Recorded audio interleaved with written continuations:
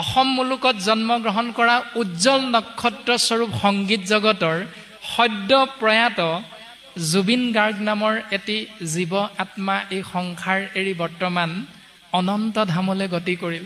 তেওঁৰ মৃত্যু হৈছিল এই মাহৰ ইংৰাজীৰ 18 তাৰিখে আৰু খবৰটো আহিছিল 19 তাৰিখৰ দিনা, বা মৃত্যু 19 তাৰিখৰ দিনাই হওক বা 18 তাৰিখৰ দিনাই হওক, আমি অসম মুলুকৰ বাপাইসকলে গম পাইছিলোঁ যে 19 তাৰিখে তেৰাৰ বিয়লি 2 বাজি কিমান মিনিটত মহাপ্ৰয়াণ হৈছে। আৰু সেই দিনাৰ পৰা আৰম্ভ কৰি অসম মুলুকত সোণাপুৰত তেৰাৰ অন্ত্যেষ্টিক্ৰিয়া সম্পন্ন হোৱালৈকে 23 তাৰিখ সৰ্বমুঠ 4 দিন সময় লাগিছে। আৰু আমি প্ৰত্যেকেই পালন কৰোঁ কিন্তু মৃত্যুৰ পৰা 3 দিনত তিলনী কৰ্ম।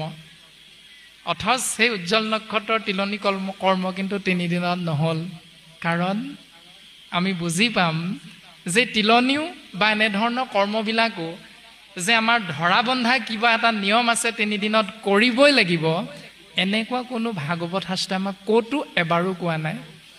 এইবিলাক ধৰণৰ বা এনেকুৱা ধৰণৰ নীতি নিয়মক আমি যদি খামোচ মাৰি ধৰি আমাৰতো হ'বই লাগিব, তেওঁলোকৰটোহে ভুল, এইবিলাকক কাপজুচ কৰি আমি সমাজ বিশৃংখলিত কৰি লাভ নাই। জীৱাত্মা অনন্ত ধামলৈ গতি কৰিছে, তেওঁৰ সদগতিৰ অৰ্থে আপুনি আমি তেওঁৰ ভাল পোৱাৰ খাতিৰত আমি পৰম পুৰুষ প্ৰভু ভগৱন্তৰ চৰণত তেওঁৰ হৈ ভগৱন্তৰ নিৰ্গুণ নামেৰে মাত্ৰ সেৱা নিবেদন কৰিব লাগে। তাৰ বাবে সুবিধা সমাজে নিজে নিজে নিৰ্বাচন কৰিব। কিমান দিনত সুবিধাটো হ'ব, কেনেকৈ হ'ব, এইটো প্ৰত্যেকৰে নিজৰ নিজৰ বিষয়বস্তু।